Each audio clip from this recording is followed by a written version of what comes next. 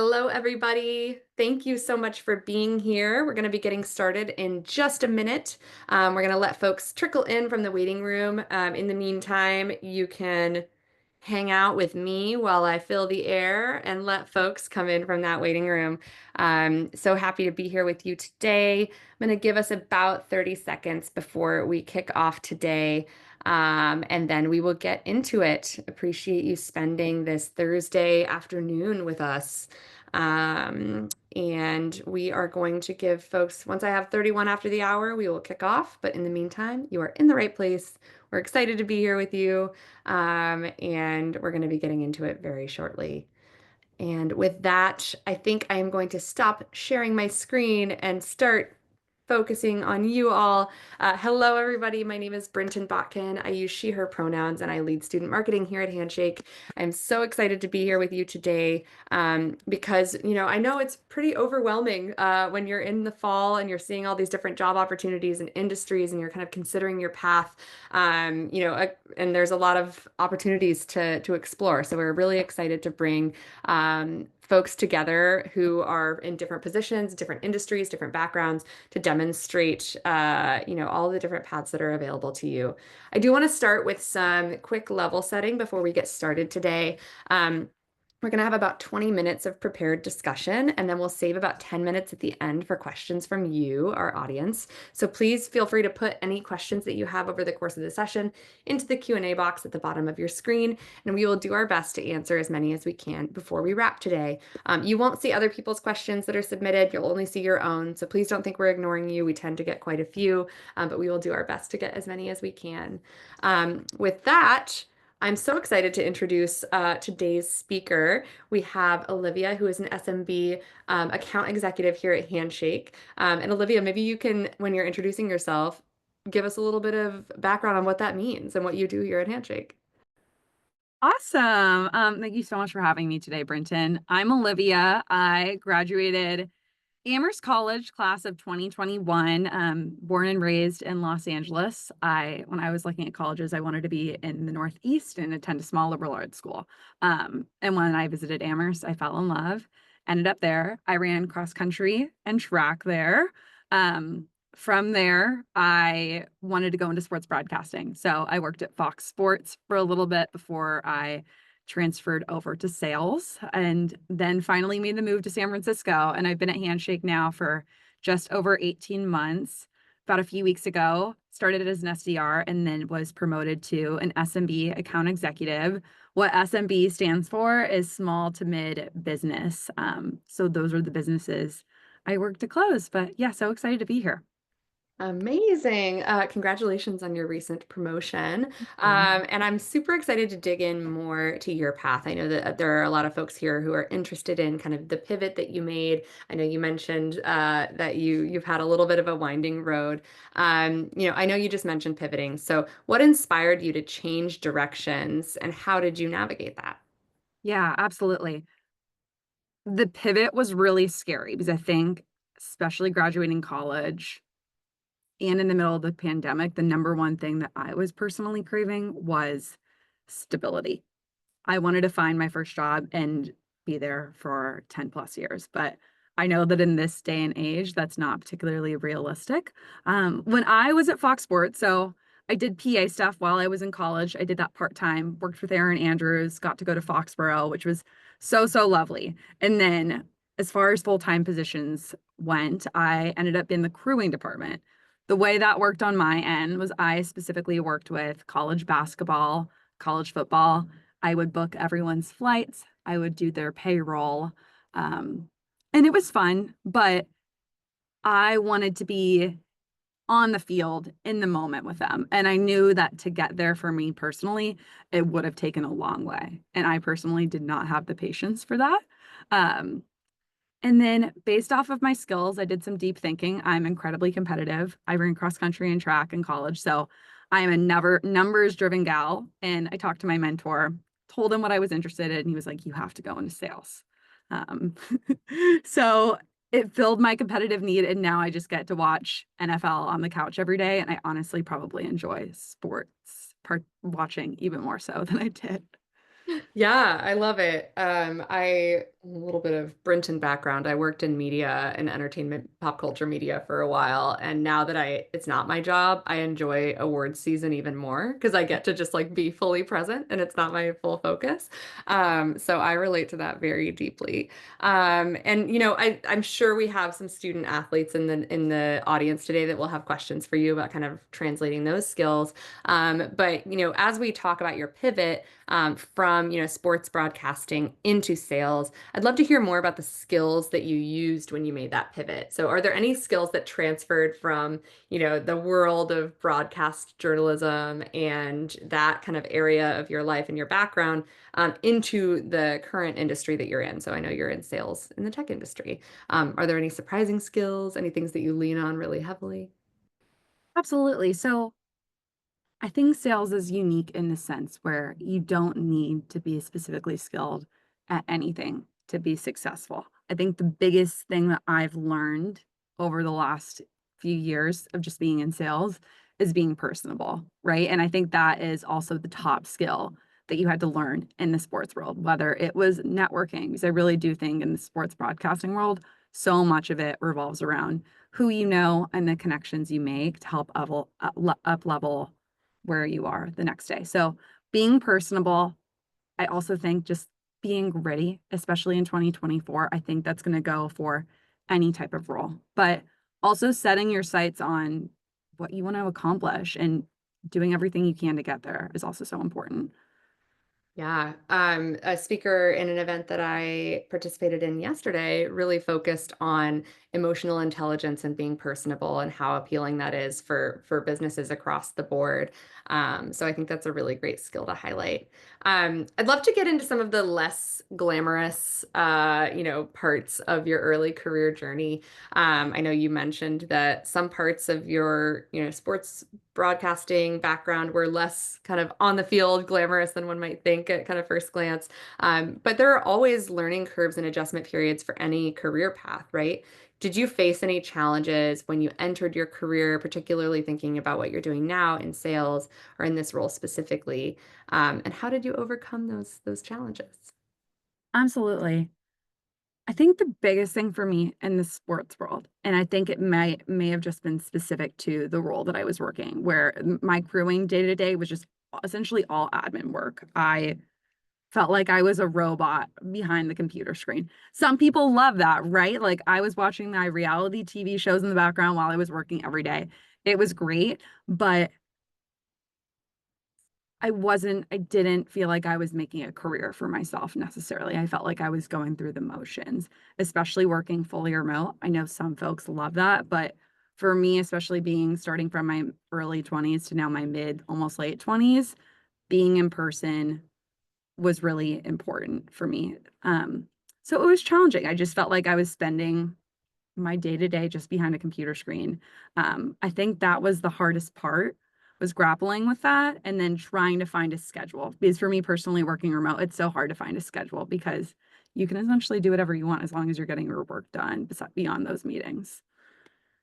Yeah, I mean, I'm sure we'll have questions too about kind of the day-to-day of like the transition into now you're doing in-person work. I know you're in our office right now. I recognize that phone booth, but it is kind of an interesting topic as folks think about like entering your career space in virtual or remote or hybrid, in person. So I'm interested to hear a little bit more about your day-to-day now. I know that our audience is eager to hear more about your role. Can you tell me about an average day to day as an SMB account executive? Is there an average day to day? What does your day look like? Yeah, absolutely. And obviously, this is something that's ongoing. I'm in the midst of my onboarding process right now. However, I don't think it really differs that much from what I was doing as an SDR. And just to clarify, an SDR is a sales development representative. The vast majority of my days I spent cold calling, which I know kind of sounds scary, but once you get on the phone and start being human with the other person, it's really all not that bad. So was booking meetings, sending personalized emails, and then from there having those conversations via Zoom and just diving into these companies' pain points and how we could specifically help them as far as filling their early talent hiring needs. you never stop being an SDR is the biggest tip I've heard from several folks that I've worked with, and I completely resonate and agree with that sentiment. Essentially, I'm doing that today, as well as now putting together presentations and showcasing ROI and how we can specifically drive that value, and then proposals. And now I just got to close some deals, which is really exciting. I love it. And I have so much respect for the fact that so much of your SDR work in particular had to do with cold calling, because for me, as I would call myself an introvert, which might be surprising for somebody who does these events all the time, like cold calling all day sounds like so intimidating for me. So I wonder too, I want to plug the Q&A box if anybody has any questions for Olivia, but I'm going to have questions for you from myself about networking, because you mentioned networking being really important. And obviously you're chatting with all kinds of people from all kinds of backgrounds. So we'll save that for the Q&A portion. But for now, I'd love to get into some myth busting. So are there any myths about your role or even kind of your area, like sales more broadly, that you've seen floating around, and that you'd like to kind of debunk for us? 100% yes, Brenton. I think the biggest misconception that I had entering sales was that you needed to be a sales bro, essentially. I think one of my newest coworkers was just talking about it and was like, I was expecting the office to be like Wolf of Wall Street. Um, he was like, you guys all have such a great culture and talk amongst each other. I think to be successful in sales, again, is just being personable and getting on the phone. You don't need to have the most dials and make 200 plus a day to be successful. I don't think it's about being human, about having those authentic conversations and really wanting to help the person solve something. So, granted, I still call myself a sales bro here and there. I just think it's the athletic competitive spirit within myself, but I think we need to change the narrative that you can be competitive and driven and it's not a sales bro. Because the vast majority, no one at my company, especially at least on the SDR team, would I call a sales bro. I love that. And And thank goodness for that. I also have questions about kind of, you mentioned competitiveness and your background as an athlete. I'm going to have more questions for you about how that translates into your day to day, and kind of how you've cultivated those skills and channeled them productively. But I love that. Myth busted, not a sales bro. Okay, so obviously a lot of our audience are folks who are just getting started in their career path. We have a lot of early talent in the mix here at Handshake. Do you have any tips for folks who are looking to gain kind of entry level experience in sales? I know you just mentioned that you don't have to be a sales pro when you walk in the door, but maybe for somebody who doesn't have any experience on the sales side, or maybe even just like professional experience on paper that feels directly applicable. We often get questions from folks who are in a service industry job, or maybe who have only done babysitting or something like that. Do you have any kind of recommendations for building those initial skills, and breaking into sales? Absolutely. So when I made the transition from Fox to sales, my second role, so I've been at three roles, three different companies over the last 4 years, which I know can kind of seem like a lot. And I felt that way. I think in the grand scheme, it doesn't mean much at the end of the day. But I was at BetterUp before I came to Handshake, and I cold applied to that role. I had no sales experience whatsoever. And I don't think you necessarily need to, which is the beauty about sales. I think anyone can get into it. Someone on our team that just joined was a biology major, but when he had his interview process, he just showed his desire to grow, his desire to help close business. And I think that you're able to convey that in an interview. And you don't even need to be an athlete, right, to do that. I mean, for me, that was something that I tapped into, especially as a runner. And I also have type 1 diabetes. So I spent a lot of my time throughout the interview process saying that my life revolves around numbers and I'm very competitive. You need me on your team because I'm going to help you hit those goals. You can frame it in any way that you want. I think the biggest thing that will help you all stand out throughout the interview process is showing that you have heart and that you have grit. And if you're on this call today, I would imagine that you absolutely have both. Absolutely, especially if it's midterm season for you, because really making time for events during midterm season is so shows such grit in and of itself. Uh, That's well, I would not be on this yeah. if I was in college right now. Right? Amazing. Okay, so speaking of skills, you mentioned that grit, determination, just wanting to help other people have been really like in service of your career in sales. With that in mind, thinking back to your time as an SDR, thinking back to all of the kind of interns and new hires that you've seen enter into the space, if you could wave a magic wand and give every intern or new hire in sales a single skill, what would it be and why? Oh, that's a great question. I want to say grit, but I think everyone that I've ever spoken to that's part of Gen Z has it because we've gone through some really challenging things from the pandemic and beyond.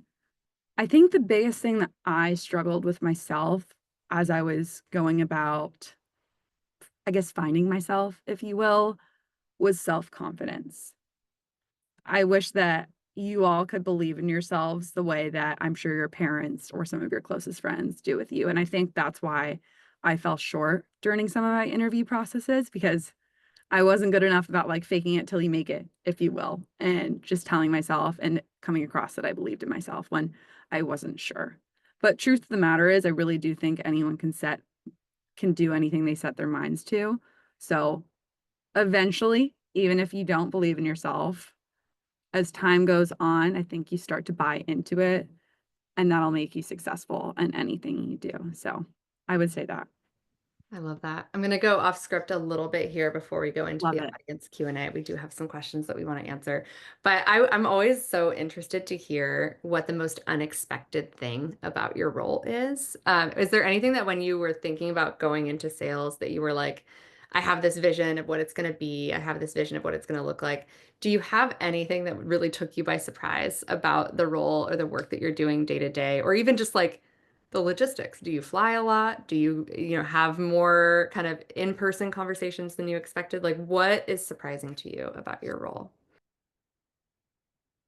This might be specific to Handshake, but I and maybe the fact that this is my first in person or we're hybrid here at Handshake just for context, or at least my role is. The biggest surprise has been all of the strong friendships that I've made over the last 18 months. I think it would be silly if I told you I'm surprised that I don't have to make as many cold calls as I have to, or that booking meetings is easy, because in reality, some weeks are great, some weeks are harder than others. I think the authenticity here at Handshake has been so not surprising, but just wonderful. And even how friendly leaders are in the office and how they go out of their way to make a conversation. I spoke to our CEO last week and I ran a marathon 2 weeks ago and he came up to me and was like, "What was your time?" And we had that conversation a month ago. So I was blown away and touched by that act of kindness and it really meant a lot. So I think, and especially with what's happening in the world, like people are really wonderful. And that's been such a great surprise of just seeing people show up for others because they want to. Yeah, I love that. Okay, I would love to get into some of the questions that we've received. So we have one that speaks to a little bit some of the grit and determination and belief in yourself that you spoke to a little bit earlier. But do you have any tips for someone who might be going through a pivot in their career path where they're really navigating a lot of change and where they might feel really stuck? Do you have any kind of advice for somebody who's feeling stuck, feeling the need to change, but maybe having a harder time there? Uh, Whoever asked this question, I feel you. I feel like I have a quarter life crisis every few months with where do I want to go. I think it's important to just apply to anything that you're interested in, even if you don't know that you're not, because worst case scenario or best case scenario, you get an interview with a company, you learn a little bit more about them, and then you decide not to go that career direction. So I think putting out as many feelers as possible, and maybe in areas where you're uncomfortable in, like specifically like geographically speaking. I'm from Los Angeles. Obviously, I went to college in I call it the boonies of Massachusetts, if you will, small town. And I had no idea where I wanted to end up post grad.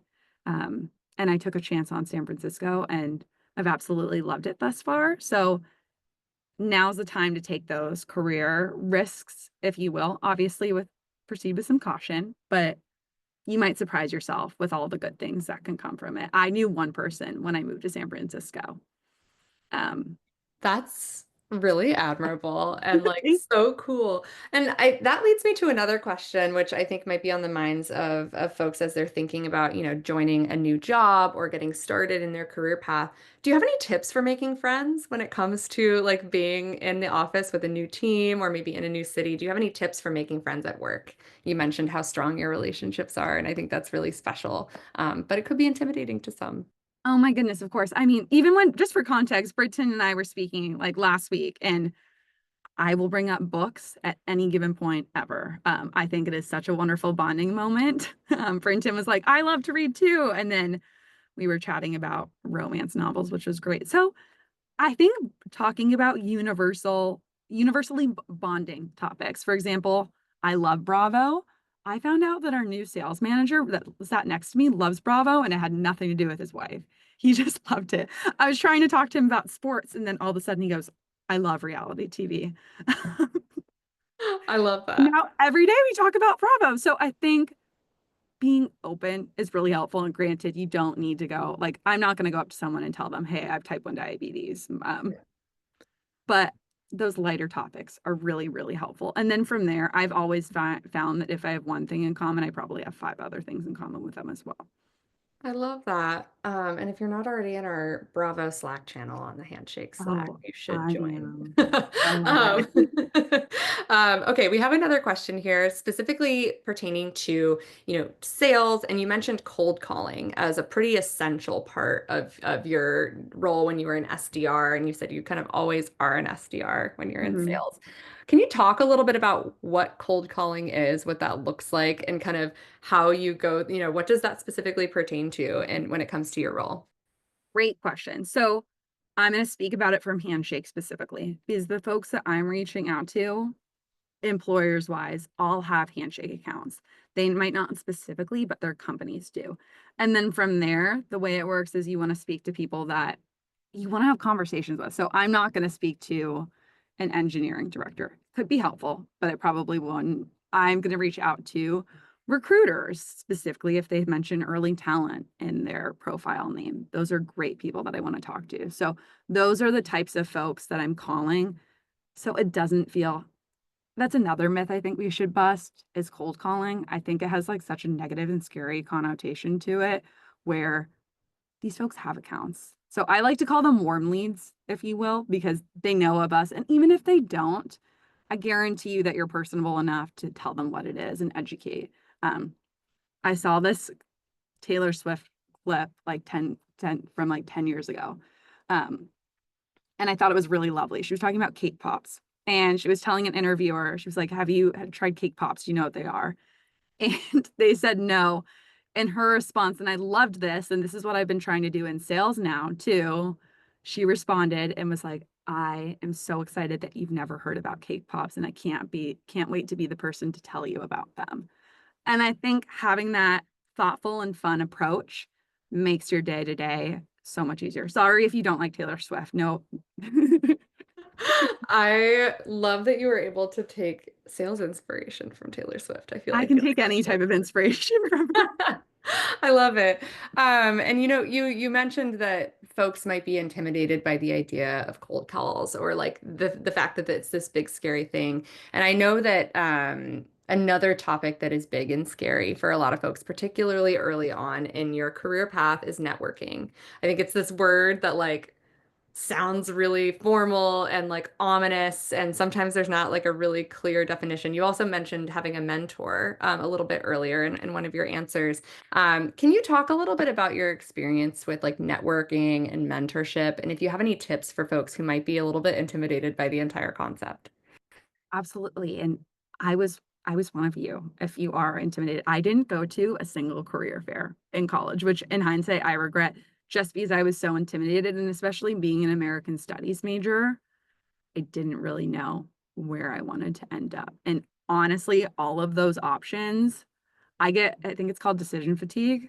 You just get so overwhelmed by what is out there. So I think something that's helpful, if you see a person on LinkedIn you think would be a good fit that you feel some sort of similarity to, whether they went to the same college as you whether it's a director at a company you'd like to end up.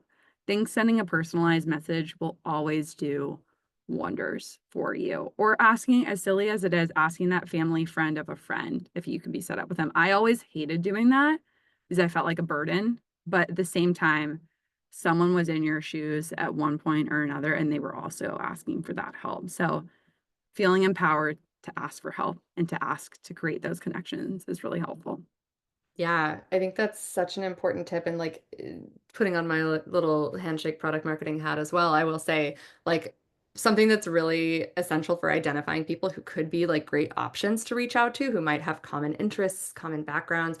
If you use the people search function on Handshake, you can look for folks who are alumni from your school. You can look for people who majored in something similar or were even part of like the same organizations. So, Olivia, I know you were a student athlete. If you were still a student and you were on Handshake, you could search for like track and field Amherst like alumni, and you could find people who might be folks that you can make those connections with. And so I think just having those things in common and having believing in yourself and being bold is so important. So I love that. Speaking of being a student athlete. I would love to hear about any tips that you might have for student athletes when it comes to either translating skills that you learned on the field or on the court or whatever venue you're playing sports in.